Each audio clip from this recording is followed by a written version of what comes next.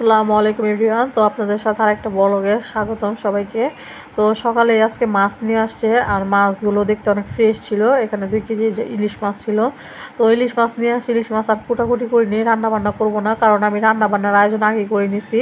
সবসময় আমি একদিন আগে রান্নাবাড়ির আয়োজনের চিন্তা ভাবনা করে নিই। তো এখানে আজকে রান্না করব গরুর আপনার আছে না কলিজা ফ্যাপসা, সেগুলো রান্না করব। তো পেঁয়াজ, আদা, রসুন, হলুদ, মরিচ, গরম মশলা, লবণ সব একসাথে দিয়ে, তেজপাতা একসাথে দিয়ে ভালো করে মশলাটাকে কষায় নিয়েছি। আর আগে থেকে আমি গরুর কলিজা ফ্যাপসাটা সিদ্ধ করে কিউব করে কেটে ভালো করে ধুয়ে রাখছি।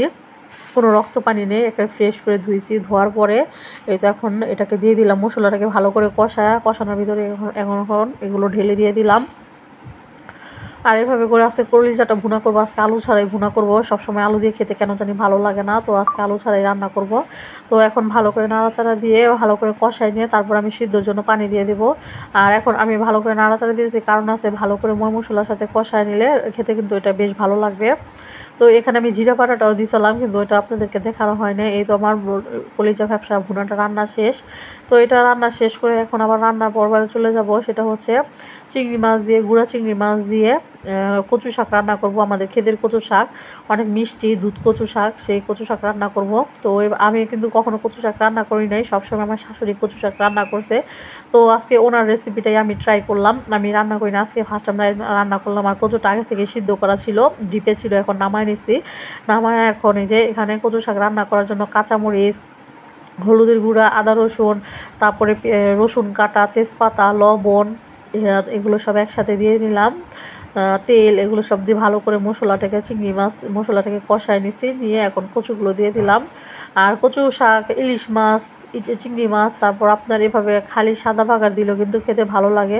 অনেক পুষ্টিগুণ সম্পূর্ণ একটা শাক এই কচু শাকটা। আর যাদের বাতের সমস্যা আছে, এ কারণে আমি হালকা একটু চিনি দিয়ে দিলাম। অবশ্যই কচুতে চিনি দেওয়ার ইয়াটা করবেন আপনারা, যদি না জেনে থাকেন, না দিয়ে থাকেন, তাহলে দিবেন। বাতের সমস্যা থাকলে কচু শাকে চিনি না দিলে কিন্তু বাতের সমস্যাটা বেড়ে যায়। তো এই কারণে আমি হালকা চিনি দিয়ে দিয়েছি। আর কচু শাক যত ভাজা ভাজা করবেন খেতে কিন্তু তত বেশি ভালো লাগবে। তো সম্পূর্ণ করে আজকে পুরো ভিডিওটা দেখাইতেছি না, কারণ আমি আজকে একটু নৌকা দিয়ে ঘুরতে যাবো এই কারণে। তো যাই হোক, এখানে এখন ভাত খেতে নিয়ে নিয়েছি, দুপুরে খাবার রক্ত হয়ে গেছে। তো এই যে চিংড়ি মাছ দিয়ে, গুঁড়া চিংড়ি দিয়ে দুপুরের ভাত খেতে নিয়ে নিয়েছি কচু শাক দিয়ে। তো আজকে বলছি বাবার বাড়িতে যাব, বাবার বাড়িতে যাওয়ার পরে সেখানে ভাই, ভাবি, ভাগ্না ভাগ্নির সাথে আজকে আমাদের বুড়িগঙ্গা নদীতে ঘুরবো। তো এই কারণে সম্পূর্ণ করে রান্নার ভিডিওটা দেখালাম না, দেখালে ভিডিওটা আরও বেশি বড় হয়ে যাবে। তো এই ওখানে ছোটো করে দেখায় দিলাম। তো এই যে এদিকে কচু শাকটা দিয়ে লেবু চিপড়ে খেতে কিন্তু সেই মজা হচ্ছে, একটু গলায় ধরে না, এত মজা আমাদের ক্ষেতের কচু, এটাকে দুধ কচু বলে। তো যাই হোক, এখন কচু শাক দিয়ে খেয়ে নেওয়ার পরে তারপরে যে গরুর যে কলিজা ফ্যাপসা রান্না করছি সেটা দিয়ে ভালো করে মাখায়া খাবো। তো এই তো আজকে আলু দিইনি, আলিয়াদের বাবা বলতেছে যে আলু দাও নেই কেন, ওর তো আবার আলু অনেক পছন্দ, কিন্তু আমার সবসময় সব কিছুতে আলু কেন জানি ভালো লাগে না। তো এই কারণে আমি এমনি খালি ভুনা করছি পেঁয়াজ দিয়ে। তো এটাও খেতে কিন্তু অনেক মজার ছিল, দারুণ ছিল, কিন্তু কেন জানি আমার ঠান্ডা লাগছে, এ কারণে আর কি আমার কাছে মুখে কোনো কিছু স্বাদ লাগতেছে না, কিন্তু তারপরও অনেক মজা হয়েছে, এটা বুঝতে পারতেছি। যদি ঠান্ডা না লাগতো তাহলে আরও মজা হইতো, এটা বুঝেই গেতেছে, আরও মুখে টেস্টটা বেশি লাগতো। তো যাই হোক, এখন খাওয়া দাওয়ার পর্ব শেষ করে তারপরে এখন যাব আমাদের বাড়িতে। তো বাড়িতে যাব, ওইটার দেখালাম না। তো আসি নদীর পার, এদিকে দেখি বড় একটা লঞ্চ গেট আছে। অনেক দিন পর নদীর পার আসলাম, নদীর সামনে আসলাম। এখন তো সচরাচর এই নদী পার হয়ে ও পারে যাওয়াই হয় না। তো যাই হোক, ভাই একটা নৌকা নিয়ে আসছে, আর আমরা এক এক করে সবাই নৌকাতে চড়ে উঠে পড়লাম আর কি, চড়ে গেলাম। তো যাই হোক, নদীর পানিটা কত টলটলা, প্রায় পদ্মা মেঘনা যমুনার মতো, এত পানিটা ফ্রেশ লাগতেছিল, অনেক সুন্দর লাগতেছিল। বুঝেই যান না যে এটা বুড়িগঙ্গা নদীর পানি, এত মানে ফ্রেশ হয়েছে। বর্ষাকাল তো এই কারণে এত ফ্রেশ হয়েছে, এত সুন্দর হয়েছে। আর বিকালের ওয়েদারটাও অনেক সুন্দর ছিল, বিশেষ করে ঢেউটা যখন আসে, ও সেই ফিল। অনেক ছোটোকালে নদীতে ঘুরছি, তো এখন প্রায় 10-12 বছর ধরে নদীতে তো যাওয়াই হয় না, ঘোরা হয় না।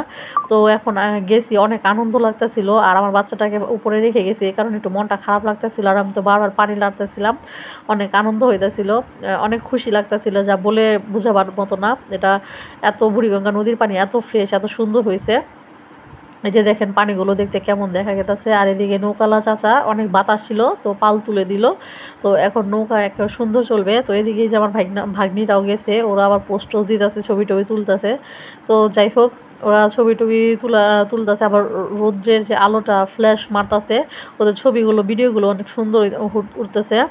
তো সম্পূর্ণ ভিডিওটাই তো আমি দেখালাম। তো আমার ভিডিওটা যদি আপনাদের ভালো লাগে থাকে অবশ্যই লাইক কমেন্ট শেয়ার করবেন। আর দেখেন আকাশের ওয়েদারটা যে কি দারুণ ছিল, এক কথা অসাধারণ। আর ওরা তো অনেক মজা করতেছিল, আনন্দ করতেছিল আমার ভাইয়ের কাণ্ড দেখে। তো আজকের ভিডিও পর্যন্তই, আল্লাহ হাফেজ।